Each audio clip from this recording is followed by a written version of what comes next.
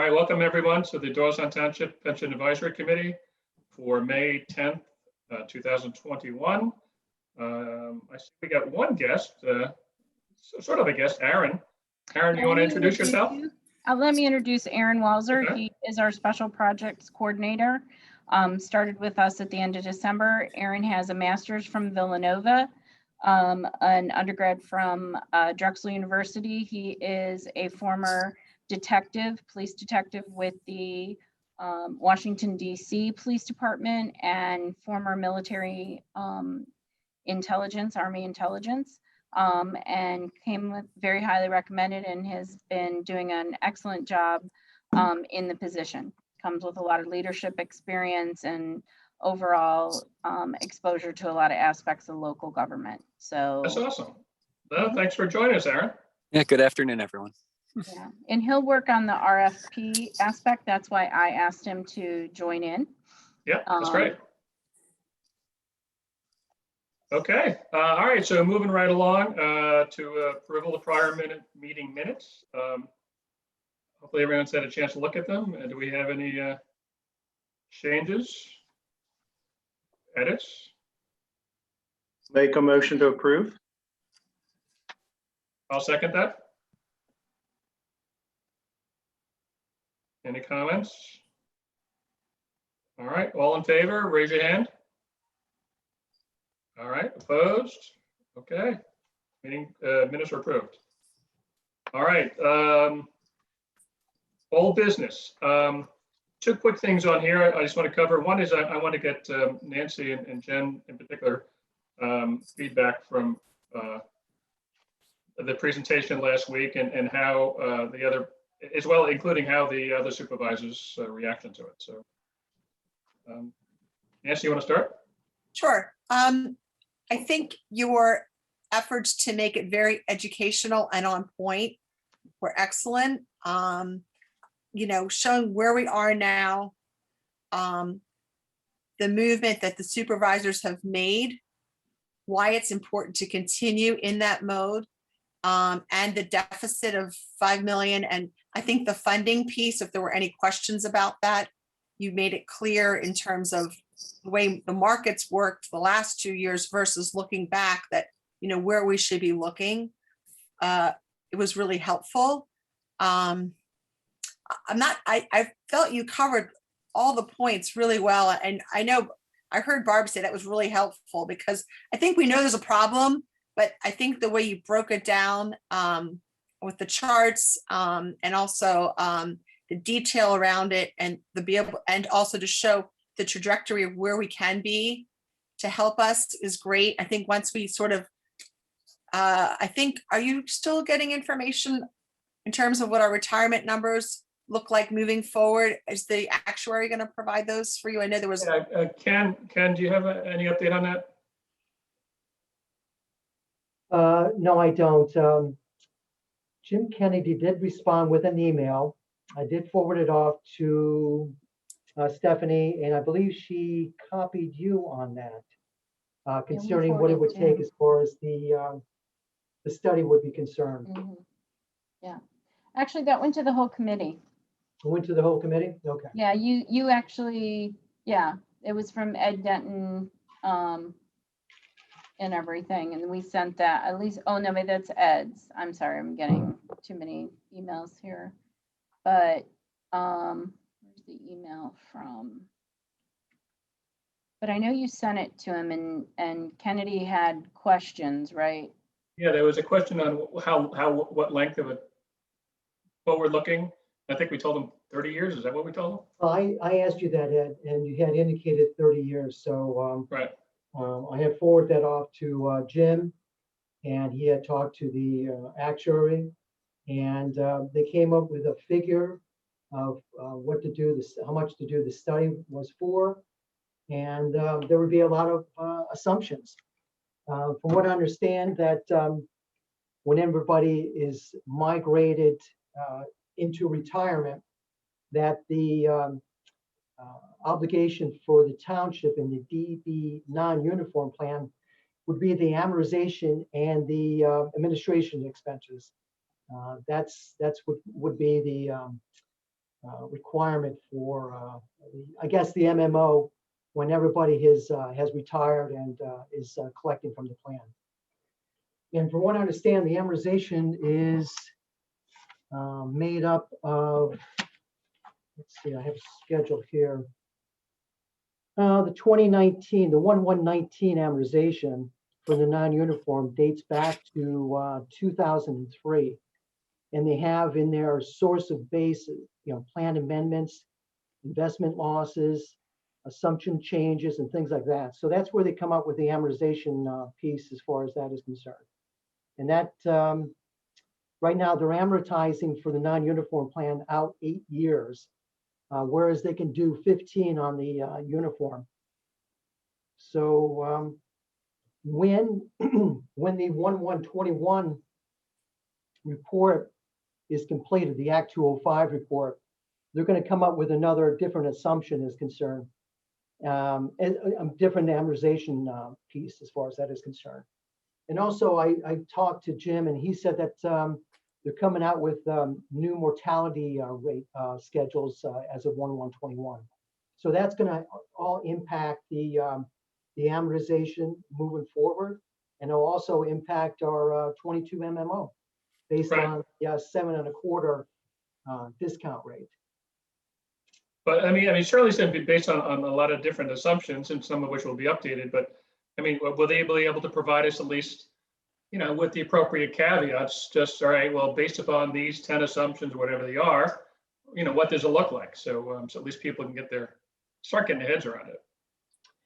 Well, like I said, when the 1121 schedule of amortization, basis for minimum contributions comes out, we can discuss it further at that time. And when will that be again?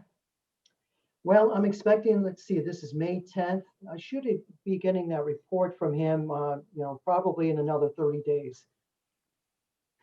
All right. So then potentially our June meeting or July meeting, we might be able to get that. Sure. Is that what you think?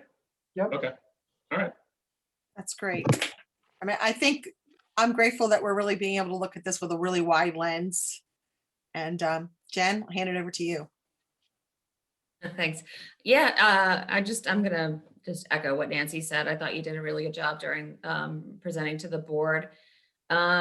A lot of that material was stuff that we've talked about before. I know Nancy and I have the benefit of coming here every month with you guys and getting a lot more information. So it's hard to step out of that and say, what would it look like if I hadn't had this much background? But I really think you did a good job, including everybody that hasn't seen all these details. And the fact that we've seen it, this is why we need to get down to 6.5.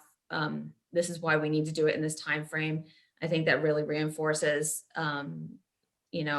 our determination to reduce our discount rate over the years. Because it's going to be up in the air every year. It's going to be the supervisor gets to choose, Right. or every 2 years. Right.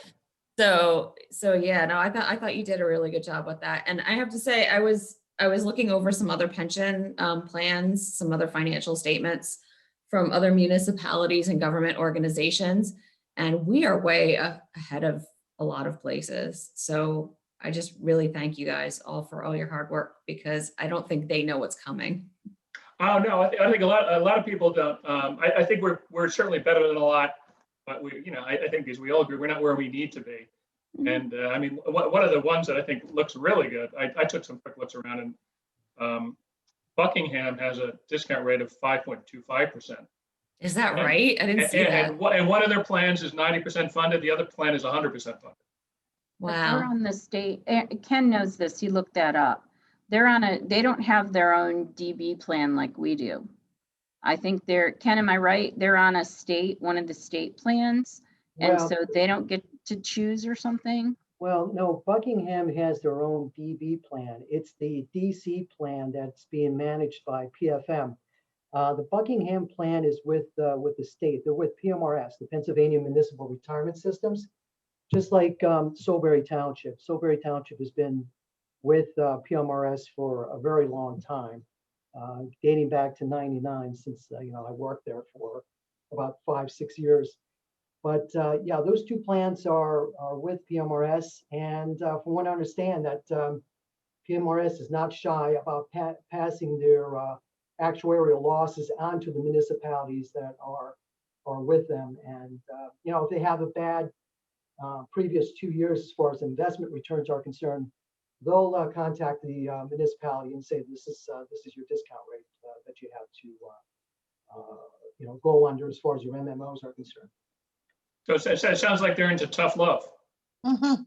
Yeah, I would say so. Yeah, they're probably into tough love, and you know, this is the system that the municipality belongs to, and I can't remember how many municipalities they have throughout the Commonwealth that belong to PMRS, but like I said, they're not shy about you know, ratcheting down the discount rates. And Right. Well, that's good. I mean, that they're certainly that's good for everybody. well, At it's least certainly at least a affected by reality those plans.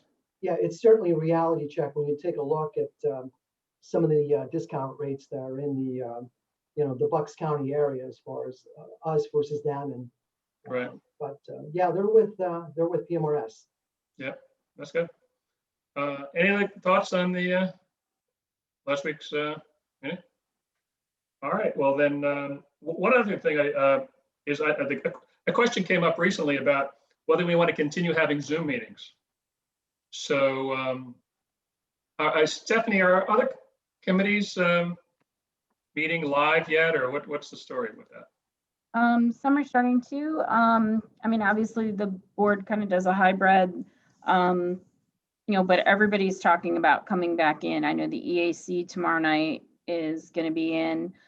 Park Board's been meeting in. DTMA's been meeting in. Zoning Hearing Board's been meeting in. So, you know, I think everybody's kind of getting anxious to come back in the building, Right. kind of thing. So, but we've been leaving it, you know, up to the individual boards and committees to, you know, make that decision and when they feel comfortable. You know? Yeah. Yeah, I agree. So I'll send an email out to everyone, so it could be anonymous, Jeffrey. And so just to get some feedback, you know, I'm being cautious. I think it's probably prudent to be cautious for maybe a little while longer. And so then sometime, hopefully, You this still have to wear the summer. masks, even if you So come what's in. that? You still have to wear the masks. Yeah, it's a lot easier wearing, exactly. It's a lot easier using the Zoom and not having to wear the mask. And so anyway, so we'll continue to revisit this. All right, so moving on to new business. Hopefully everyone did their homework. Everyone do their homework? I think Bob, I know Bob did his homework. Thanks, Bob. Thanks for that input. I thought it was really good. And so, did everyone have a chance to see the email? I sent an email following Bob's email about an evaluation criteria. I think Bob's suggestion was a good one. Yes? Yes. So, all right, so I'm gonna put it up here just temporarily. Stephanie, let me share my desktop. Yep. Okay.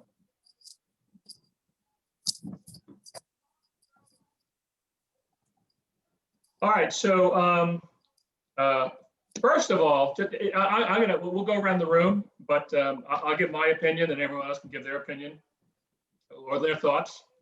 But I went through all of the RFPs that were sent out that Stephanie collected, and I mean, I think Stephanie mentioned a meeting or two ago that the Abington looked pretty good. I looked at the Abington, and you know, I really like the Abington one. And Bob had made a comment about the evaluation criteria, and I think that was dead on, because I was kind of struggling to think about how to frame this, and I think it's exactly where we should start. And so I took the liberty of just leveraging the what Abington had done, but I mean they had the criteria. It was only a label, and then they had a weight.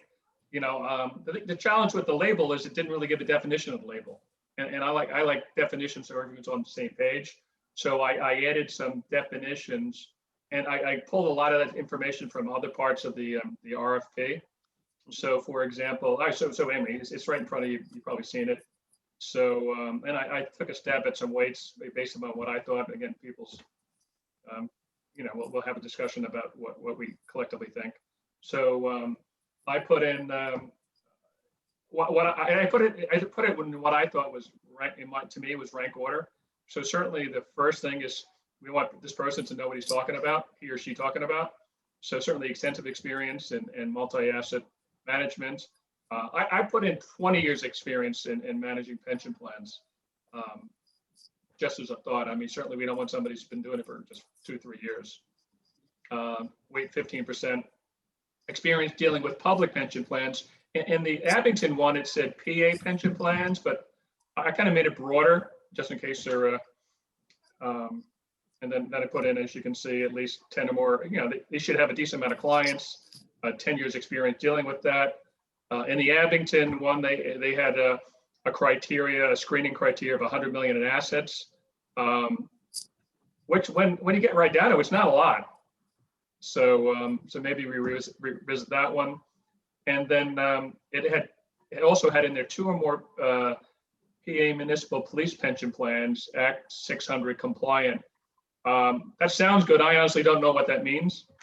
So maybe Ken or Stephanie could weigh in on that after I'm done. And then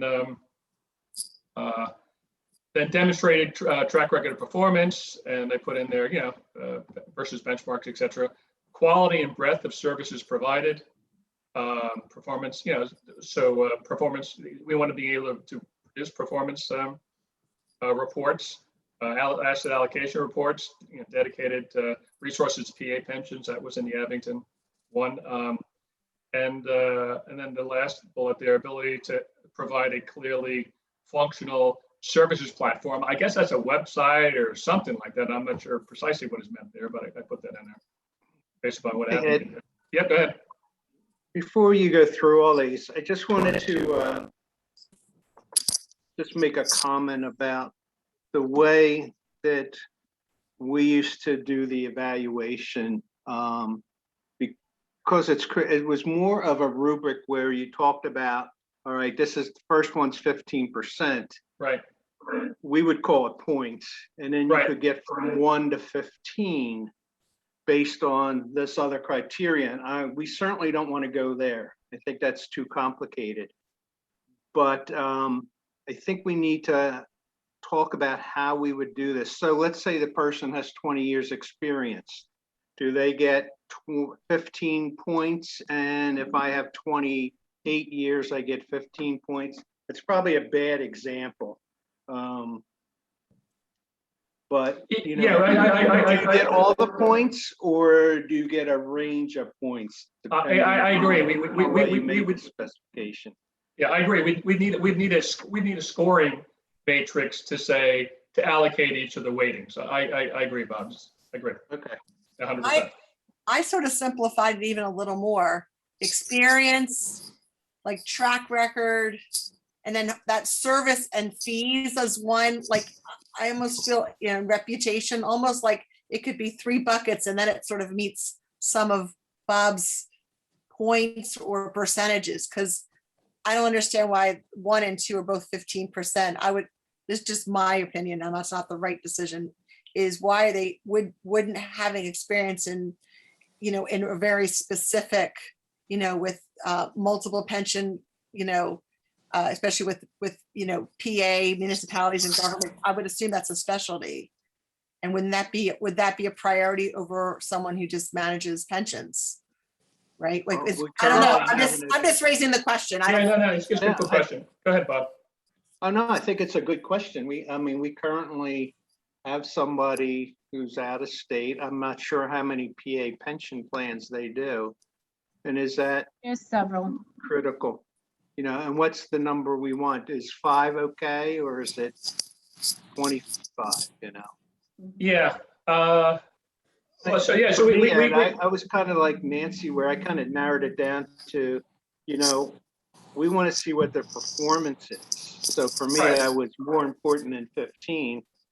And I think the other thing we need Well, yeah, an no, update okay, on Bob, his, wait, Bob, communication. yeah, let me just sort of finish what I was going to say, and then Okay, we'll go around the room. fair enough. All right, so, and also on this, I agree, there's certainly ways to simplify this, and, and multiple ways to do it is, we can certainly collapse some of these more. My only point in showing this is that not just have, but we'd have a criteria, and then we would define what the criteria is, similar to what I have here. Certainly, we can simplify it. So anyway, yeah, I just basically took with the Abingtons as a starting point, and then we can do it that. Anyway, just finishing up is and important to think about, like forgetting about what Abington said or something else like that. Based upon our experience, what do we think in real life do we want to see, or are we going to be considering? And I know one of the things we've talked about is potentially having a fixed fee option as opposed to one that's a percentage of the assets. And then I threw in there, for example, a sliding fee scale based upon the asset size. Right now, it's not, Deb Reedy isn't sliding scale. Maybe that's something we want to consider. Quality of staff. Again, I'm just leveraging what was there. We certainly can reduce that, and maybe it gets bumped to something else. And then the last one I think we could all sort of identify with is strong communication skills and an ability to be simple and succinct in terms of explanations to the Board of Supervisors. I think it's been one of our frustrations with Deb Reedy is that that's not one of her areas of strength. So the only other thing I'm going to say, practically speaking, because I know Ken Wallace even has to leave pretty quickly too, is that my opinion is that the starting point would be the Abington one, and that we would, we would do the find replace function in Word. We'd use Abington's and then we'd tweak it. So anyway, that's my 2 cents. Bob, you have thoughts? No, I'm fine. I think the discussion again is what's important to the township. What do they really want out of this RFP? Certainly we know performance, some fee flexibility, and communication. So, What do you think of the Abington one? I thought it was a little clear to understand personally. I'm sorry. I thought that the Abington RFP was a little easier to understand. Yeah. I thought the other two were a little. I mean, I looked at Abington's and I looked at their responses. And their response, the response to the RFP was 130 pages in a lot of cases. Right. So, it's going to take a lot of work to analyze it. That's why I feel so strongly about having the evaluation criteria done up front. Right.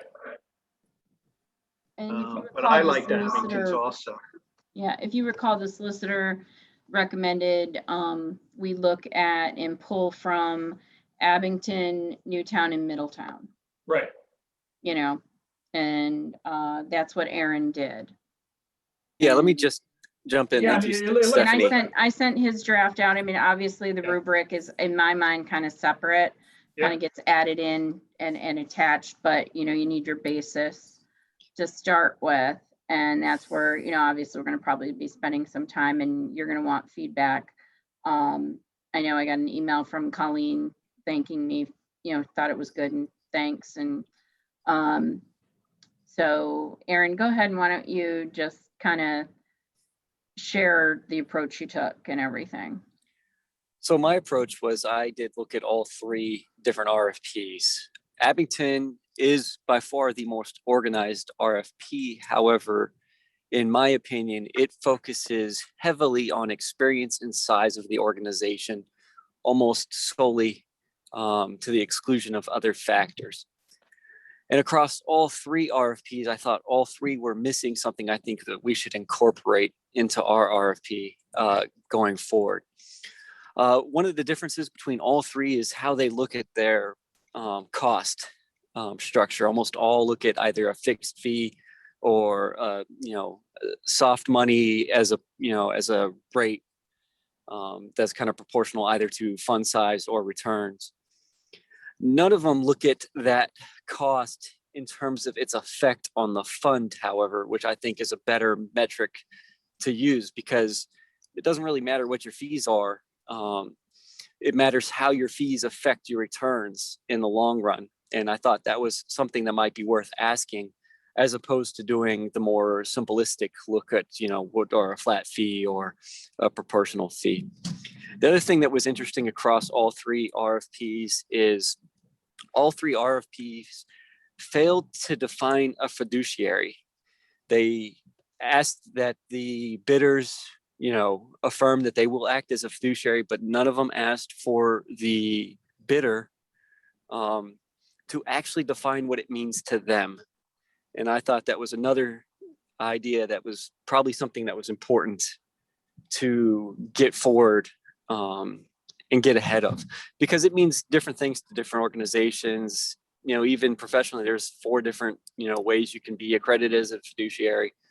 So that's something I think that needs to be defined so that we have a better idea of what it exactly means. The other thing that was missing from all 3 of the RFPs were not necessarily when it comes to the uniform side, but on the non-uniform side and under a BC plan, very few of them call for an outright fund option that is not managed but extremely low fee.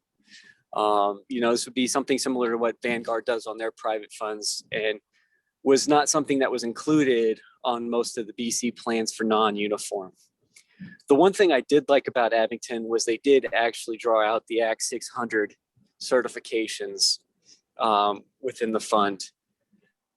And I'll finish up by saying, of my review of all of those, basically, I do think experience and fund size is a good starting point to kind of get a baseline.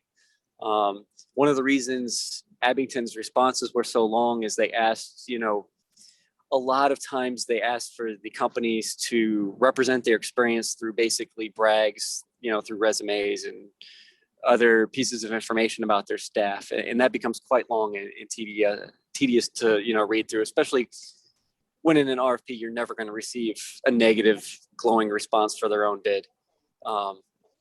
Overall, the average was about 10 years of experience on average. Most of them asked for 3 to 5 PA funds to be within their holdings. And in general, the Abington was the only one that actually asked for a specific total dollar amount, but I agree that even 100 million is relatively low. If we're just looking at comparative size municipalities, that'd be 4 Doylestown, which isn't that much. In my rough draft, I did draw out a lot of the points I just mentioned, and I did choose bits and pieces from all 3 plans to kind of go over. But if we wanted to start with kind of, what do we think is important to us? Those were kind of the key points that I wanted to make. Yeah, Aaron, I took a look at what you sent out. I mean, it looks like it was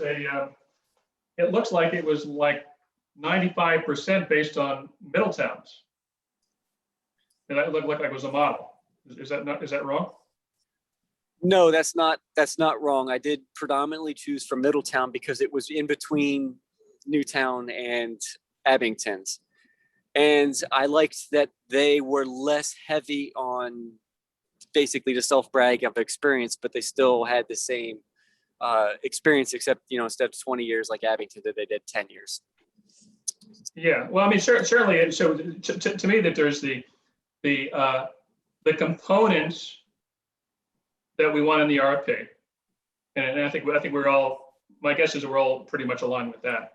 But then there's the explicit requirements, and whether it's years of experience, et cetera, et cetera. So certainly we'd have to come to agreement as a committee on that aspect as well.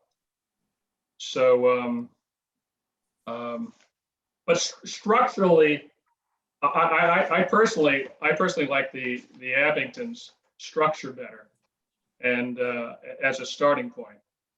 And I like their timeline in there. I like their I like what they put up front in terms of the minimum requirements. I like their timeline, and I like their evaluation criteria. So anyway, let's see.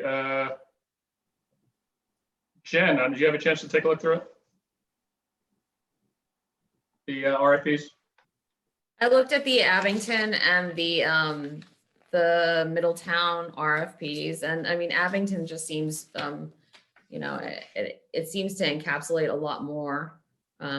But I don't have a whole hell of a lot of experience with RFPs, especially in this, you know, for this type of service. So, so I I don't mean, know. also to Aaron's point, I think, which is a good one, is we probably, and I think Bob looked at them as well, is we probably should look at some of the responses to some of these things to say, you know what, I mean, to Aaron's point about droning on about the people who work for them, et cetera, et cetera, et cetera. You know, I agree with that. We don't need, because they're going to kind of tell us, they're just going to brag, and that's just going to occupy multiple pages.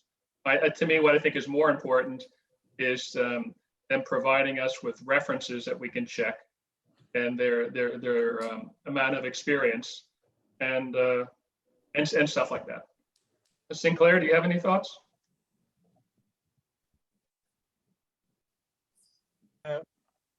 It's really all a little above my experience, so I'm learning a lot listening to you all, and I'm very glad we have you experts weighing in on it, and I think we're very lucky to have Aaron as well. So Oh yeah, I agree. yeah, so I'm listening intently and learning, but I don't think I have too much original to offer at the minute.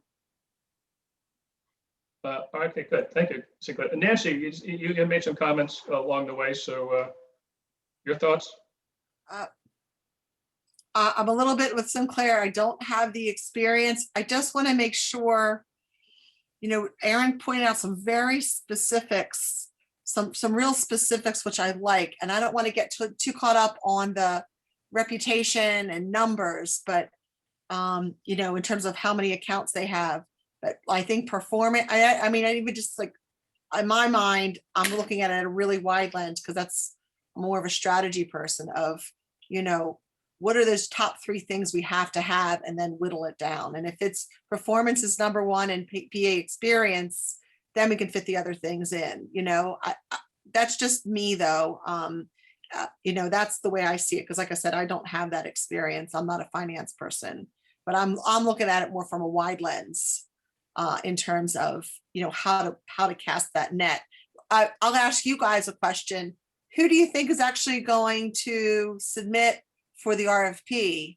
Do you think someone that doesn't have pension experience, you know, like a PA pension experience would, you know, apply? I mean, you know, are we, you know, splitting hairs on things that maybe someone doesn't have that kind of experience wouldn't apply? I don't know. Well, yeah, the PA pension experience, I had no idea. You know, I don't have any experience on it. I mean, it sounded like I thought it was interesting that at least Abington had it in there. I can't remember if the other ones had it in there. Yeah, all 3 of the ones that were sent around, Newtown, Middletown, and Abington, definitely had it in there. I think there is some benefit to keeping at least some sort of initial hurdle in there, you know, some initial gatekeeping needs to happen in order to make sure that you're still getting, you know, someone who's experienced. Yeah, I mean, I see experience, but then there might be something, I mean, a pension's a pension, right? But there might be some regulatory issues, et cetera, et cetera, et cetera, that someone's going to have to meet, I suppose. That's Well, shoot. Stephanie, what's your thoughts on this PA requirement? I think having it in there is important. You know, Deb Breedy has had a number of PA clients, so in Bucks as well as western side of the state and stuff like that. You know, we actually, I think the previous administrations and stuff and the board of supervisors found her out at PSATs speaking, you know, and found her there. So Jen's familiar with that, and Nancy. So that's where they started, you know, talking to her from there. I think it's important, especially with Act 600 and the police pension, being familiar with that is important. I mean, we will get proposals. I'm sure, obviously we're gonna send a bunch, like let them know we've posted it and request, but places like PFM, places like Conrad Siegel, things like that. There'll be a number of other places that will want to see who's using who, and we'll make sure they're on the list when we post it and, put the RFP out and everything. Obviously, I'm sure Bob has more comments. I'd love to hear from Bill as well.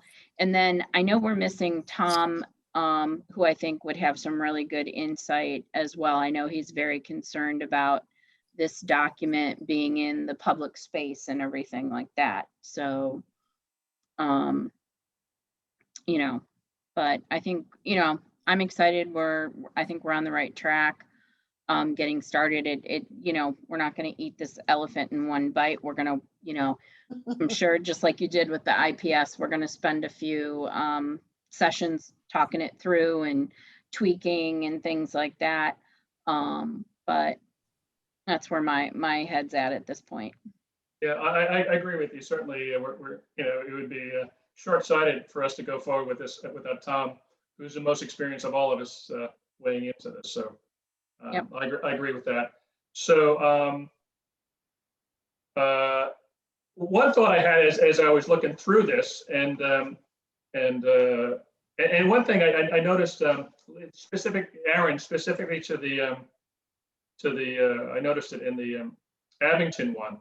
It had under the code of ethics, and it talked about that employees can't can't go immediately to the company who's awarded this.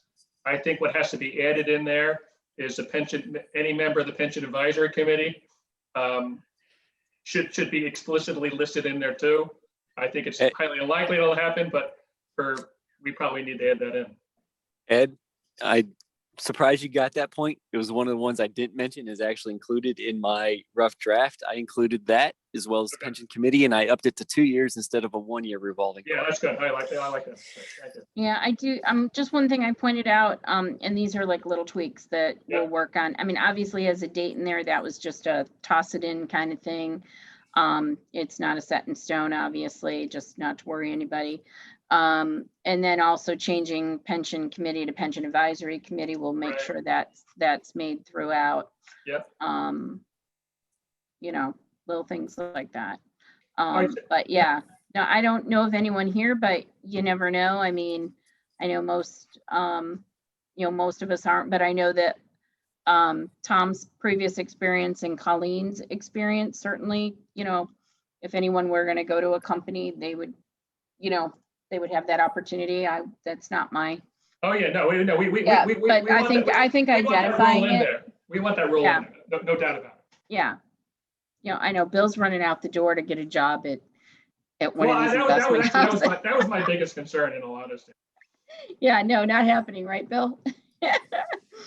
All right, so anyway, that is security. It is another thought I had is given how many, given the fact that Abington was the most recent to do this, do you think it'd be possible, Stephanie, for someone, maybe it's Aaron, maybe it's you, maybe it's both of you, to reach out to Abington as an example, because they're most recent, and to say, all right, if you had it to do over again, what would you do different? Maybe they would have tweaked the criteria, and they certainly got a lot of voluminous documents back. So, what would they cut out? Because I agree with Aaron. Is a lot of this, we don't want 120-page responses coming back. Well, one of the things I think we can do is Aaron and I can call Rich Manfredi. I've known him for years. He's the manager in Abington. Right. 2, I think what you want to do, I mean, obviously you're going to want everybody's CV who's going to work on it. I like the way Aaron set it up and basically said, who are you going to assign? So if you take Conrad Siegel or you take PFM or some of the others, they've got a lot of people. Who's going to get assigned to Doylestown Township? Right. And although you're going to have someone like a Bob who's, going to come out and he's the face of the company, And, he's going to be our point person. The likelihood is it's going to be someone, who is going to do most of the work, Yeah, no, I agree, Stephanie. and so we need to kind of know who's going to be handling the account 99% of the time. Yeah, I had that exact same thought. I had that written down to say, as part of this interview process, we actually want to, before we make a decision, we want to see the person we're literally be working Right. with. I agree 100%. And what I would do is I would have the documents, like, give us your RFP, and then in a separate clipped binder or whatever is your collection of CVs, so it's not, you have like almost two little notebooks from ABC company, one is the RFP response, the other is their voluminous education experience and background. Playing devil's advocate, do we really need to see CVs? You want it. I think you do. Okay. Absolutely. Okay. Because you want to know who they've worked for, how often, how long. Well, the point person, but we wouldn't need the whole organization CVs, right? You want it from your liaison, because Correct. that You want it person's from probably yeah. not doing the day-to-day investment, but they're That's the right. person who's going to be in contact with the township. Well, that's And right. I just have two, go Go ahead.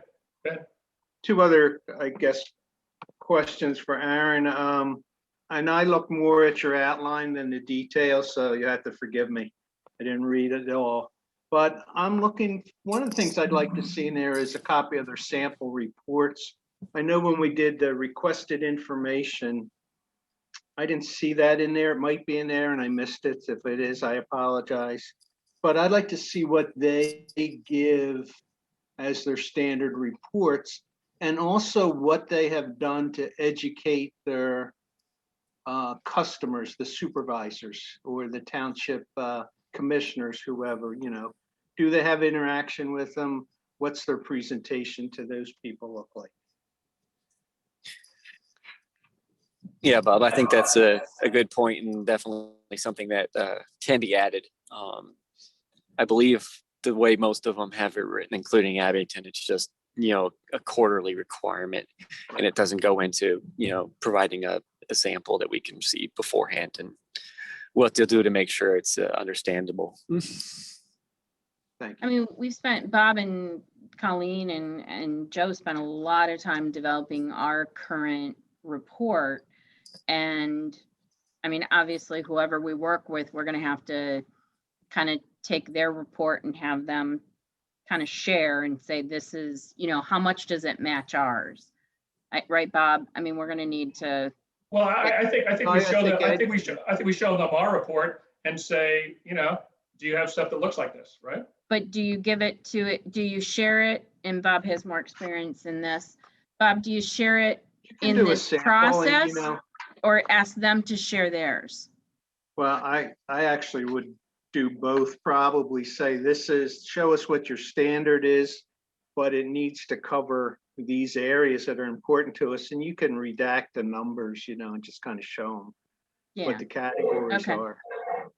Yeah. But I mean, that's public from Ken. That's public information. That's public information. They'd be able to see it anyway, right?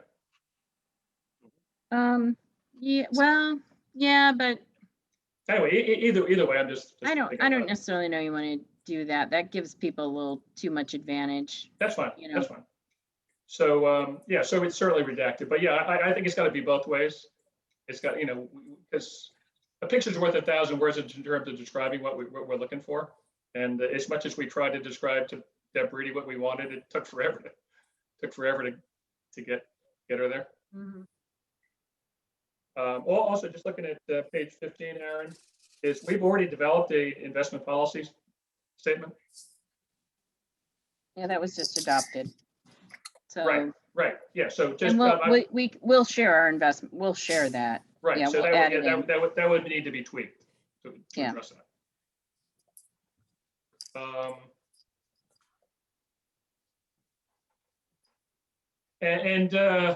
I think we're all in agreement that we like the Abington evaluation criteria, that type of framework, right? So we want that incorporated in.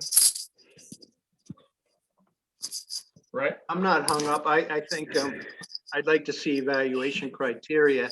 I'm not hung up on Abington first. No. I'm saying, yeah, all I'm saying is what Aaron provided didn't have it. And so we're basically adding that to it, right? Yep. And then we just Ed, have to do you- decide what do you what's wanna- gonna look like. Go ahead. Hey, do you want to get together and maybe work on the draft that you had and, maybe make it a little more rounded? Sure. And then we can come back next meeting and see if we can agree on the general construct. Sure. Bill, you had your hand up. I don't know.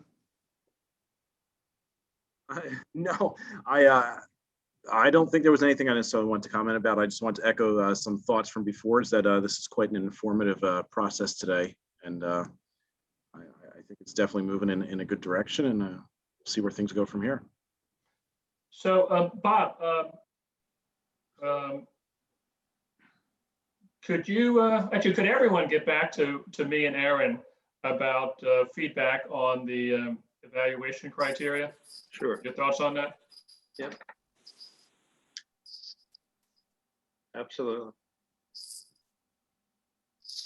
So let's say, within the next 2 weeks.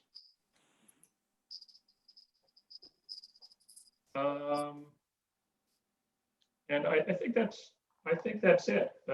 Anybody else have any thoughts? I guess, and I know it was brought up, I think it may have been Colleen, Ed. Yeah.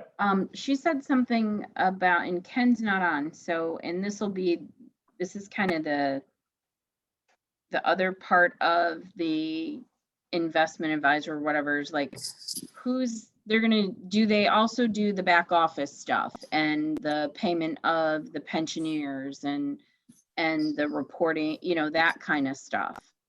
So Yeah. does it go hand in hand? Is it a separate company?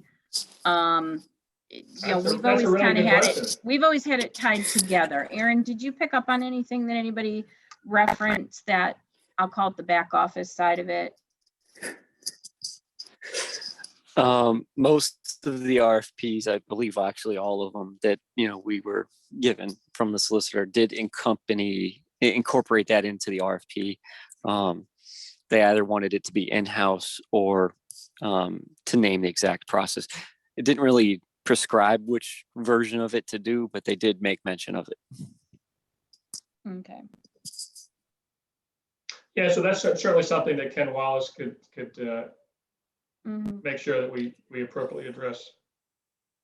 In terms of a timeline, I'm thinking we certainly, a logical place to transition would be at the end of the year. It looked like, looking at Abington timeline, for example, I think they were looking to wrap theirs up by the end of last year, but I don't know when they converted over. Maybe that's something you guys could get from input from Abington, whether they were, when they did their conversion. Would you guys be able to do that? Okay. We'll ask them when they converted. I don't. Right. Yeah. I mean, Certainly, that's it sensitive with would the be- market. It's a big, I mean, obviously that's a big move, Right. And I mean, there's some, it's, doing it a year end, it has some benefits. So, I don't know. yeah, so Bob, maybe, do you have experience with that? You know what? I think the year end probably makes the most sense. I think they'll be able to turn around pretty quickly on the RFPs, to tell you the truth. I think it's a stock, response that they tweak for your specifications. I mean, that's been my experience when we've done contracted transportation, food services, or software. It's pretty much just tweaked to your specifications, but most of the work is already done. so Bob, based on so when do you think Doylestown would have to make a decision in order to make a December 31st possible? Probably October, their October? first meeting in October. Okay.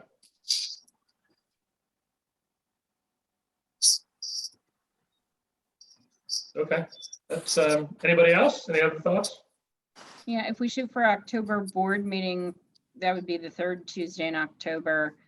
We would probably back it up that they would be in sometime in September. We're gonna need time to do interviews. I'm assuming you're gonna, the PAC is gonna wanna bring say 3 or 4 of the, proposals that we like the best in for a meet and greet in person.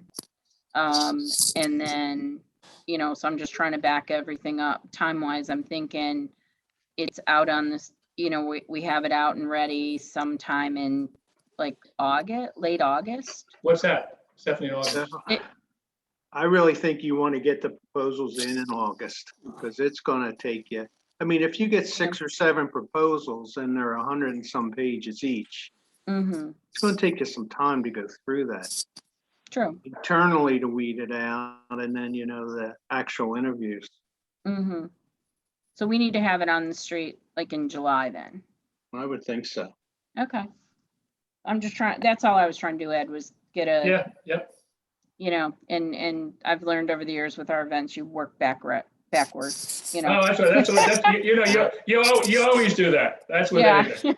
Always do. So, I mean, just as for argument's sake, let's say, it's, we're all, a lot of us are volunteers here. So, I mean, a question, Stephanie, you may want to ask too is there any harm, for example, if a timeline slips and we do it March 31st as opposed to December 31st? Is there any reason why we couldn't do that?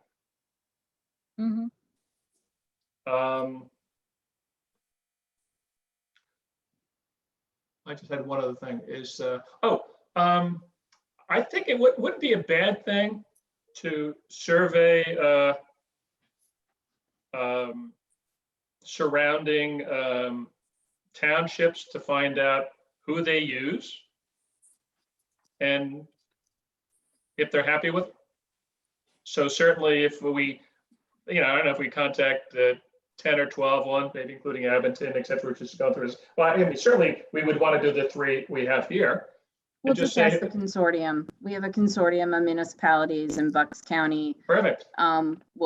Erin will contact Ashley. She'll send out a group email to, 40, 50 people, and hopefully, we'll ask who their pension advisors are and how long they've had them and like them. And yeah, so maybe I think somebody just asked that question not too long ago. So we can. I can work with you and Aaron just to come up with 2 or 3 questions. But who you used and how long? Do you like them? Maybe what their fee is. Bob, can you think of anything else other than that? We'll circulate it to everyone else just to get input. When we started this, I think we got a report from the state of how many municipalities use this firm, and I gave all my paperwork to Colleen, and I can't recall it, but I thought there was a list that came from the state of who used who. But maybe not. I'll ask Colleen when I see her next. Okay. Yeah, but that's been a little while, so, yes, right? Yeah, it has been a while. Yeah, so they may have changed, Yeah. Or who knows? Yeah, I was just looking, I could reference that report. Yeah. I mean, it's a quick, who are using that kind of thing. How many in the consortium again, Stephanie? Well, all 54 municipalities in Bucks County are eligible to be members, but we probably have about 40 active. Right. And when we do these surveys, we get them all the time, who do you use for trash? Who do you do this? What have you done that? Do you have a pool? Whatever, question might come up. We usually get a good 15 or 20 responses within 10 minutes, kind of thing. Right. So it's really pretty quick. Yeah, and then we can follow up with ones that we maybe we haven't heard with, but certainly we would not include the 3 that we've gotten here. And then that'll help educate us in terms of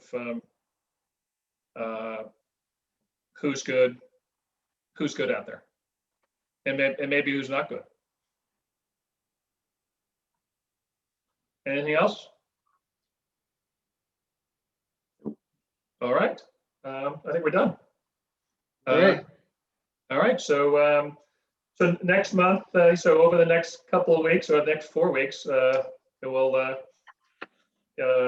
continue to develop this RFP. We'll do that little survey. We'll reach out to people, get some responses from Abington. You know, Abington, the other ones, yeah, just a quick thing. If you had to do over again, what would you do differently? And we'll take her from there. And then I think maybe we aim July 1st, give or take, to have this draft done. Okay. All right. Motion to adjourn. So moved. A second. All in favor?